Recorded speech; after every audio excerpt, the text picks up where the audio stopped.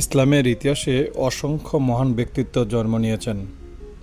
তাদের মধ্যে হযরত ওমর ইবনে খাত্তাব রাদিয়াল্লাহু তাআলা আনহু এমন একজন সাহাবী যিনি কঠোর ন্যায়পরায়ণতা, গভীর দায়িত্ববোধ এবং আল্লাহভীতির জন্য সুপরিচিত।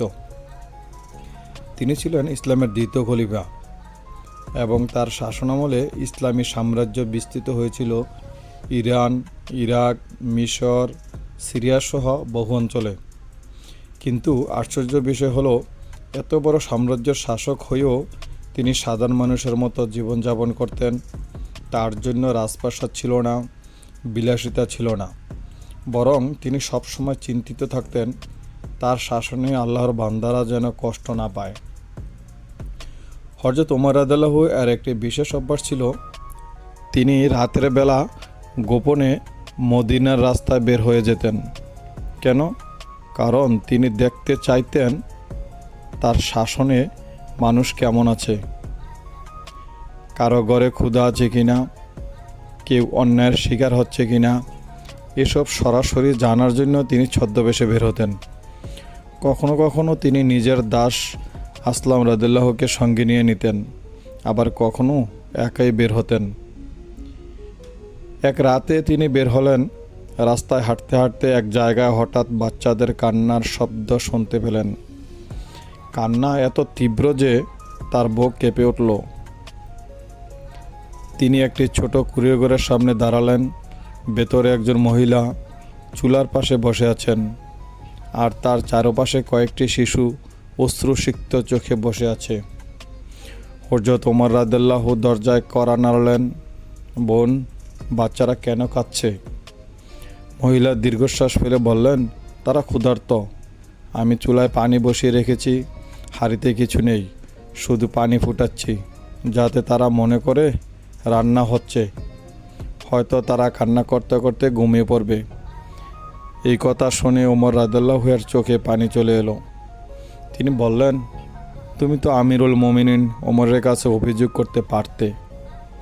মহিলা বিরক্ত হয়ে বললেন, আমিরুল মুমিনিন ওমর, তিনি তো জানেনই না তার প্রজারা কেমন আছে। যদি জানতেন তবে আমার সন্তানরা ক্ষুধায় কাঁদত না। ওমর রাদিয়াল্লাহু কোনো উত্তর দিলেন না। তিনি নিজের পরিচয় দিলেন না, বরং দ্রুত চলে গেলেন রাষ্ট্রীয় খাদ্য গুদামের দিকে। খাদ্য গুদামে গিয়ে তিনি বেশ কিছু খাবার নিলেন। তার দাস আসলাম রাদিয়াল্লাহু সঙ্গে ছিলেন। আসলাম বললেন, আমিরুল মুমিনিন, আপনি আমাকে দিন, আমি নিয়ে যাই। কিন্তু ওমর রাদিয়াল্লাহু কঠিন কণ্ঠে বললেন, না আসলাম, কিয়ামতের দিন যদি আল্লাহ আমাকে জিজ্ঞেস করেন, তুমি আমার বান্দাদের ক্ষুধার্ত রেখেছিলে, তখন কি তুমি আমার হয়ে উত্তর দেবে? এই বোঝা আমি নিজেই বহন করব। একথা বলে তিনি ভারী বস্তা কাঁধে তুলে নিলেন। ঘাড় ও পিঠ গামজোর ছিল, তবু তিনি থামলেন না। তিনি সেই দরিদ্র পরিবারের ঘরে ফিরে এলেন, নিজ হাতে চুলা জ্বালালেন, কাঠে আগুন দিলেন। ধোঁয়ায় তার চোখ লাল হয়ে যাচ্ছিল, কিন্তু তিনি হাসি মুখে রান্না চালিয়ে গেলেন। রান্না শেষ হলে তিনি নিজ হাতে খাবার পরিবেশন করলেন। ক্ষুধার্ত শিশুরা আনন্দে খেতে শুরু করল। তাদের মুখে হাসি ফুটল। ওমর রাদিয়াল্লাহু গভীর স্বস্তি নিয়ে বললেন, এখন তারা হাসছে যেমন আগে কেঁদেছিল। মহিলা তখন বুঝলেন, এ তো স্বয়ং খলিফা ওমর রাদিয়াল্লাহু। তিনি ভয়ে কাঁপতে লাগলেন, কিন্তু ওমর রাদিয়াল্লাহু তাকে সান্ত্বনা দিয়ে বললেন, ভয় পেও না বোন, তুমি আমাকে দোষ দিয়ে ঠিকই করেছ। আসলে এটা আমার দায়িত্ব ছিল। আমি যদি প্রজাদের খবর না রাখি তবে আল্লাহর কাছে কিভাবে জবাব দিব। এরপর তিনি আরও কিছুক্ষণ বাইরে দাঁড়িয়ে বাচ্চাদের খেলতে দেখলেন, তারপর চুপচাপ সরে গেলেন। এই গল্প শুধু একটি ঘটনা নয়, বরং জীবনের জন্য এক বিশাল শিক্ষা। আল্লাহ তাআলা বলেন, তোমরা নামাজ কায়েম করো, যাকাত দাও এবং রাসূলের আনুগত্য করো, যাতে তোমাদের প্রতি রহমত করা হয়।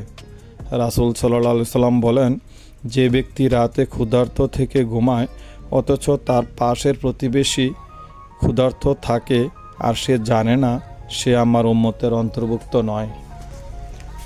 হযরত ওমর রাদিয়াল্লাহু এর এই ঘটনা শুধু ইতিহাস নয়, বরং এক অমূল্য শিক্ষা। আজকের পৃথিবীতে যদি নেতারা, অভিভাবকরা, ব্যবসায়ীরা প্রত্যেকে তার মতো দায়িত্বশীল হতো, তবে সমাজে অন্যায়, ক্ষুধা ও দারিদ্র্য অনেকটাই কমে যেত। সত্যিকারের নেতৃত্বে মানে ক্ষমতা নয়, বরং দায়িত্ববোধ। সত্যিকারের শক্তি মানে বিলাসিতা নয়, বরং আল্লাহর ভয়। সত্যিকারের আনন্দ মানে ধনসম্পদ নয়, বরং অসহায় মানুষের মুখে হাসি ফোটানো। হে আল্লাহ, আমাদেরকে হযরত ওমর রাদিয়াল্লাহু এর মতো ন্যায়পরায়ণ, দায়িত্বশীল ও আল্লাহভীরু হতে সাহায্য করুন। আমিন।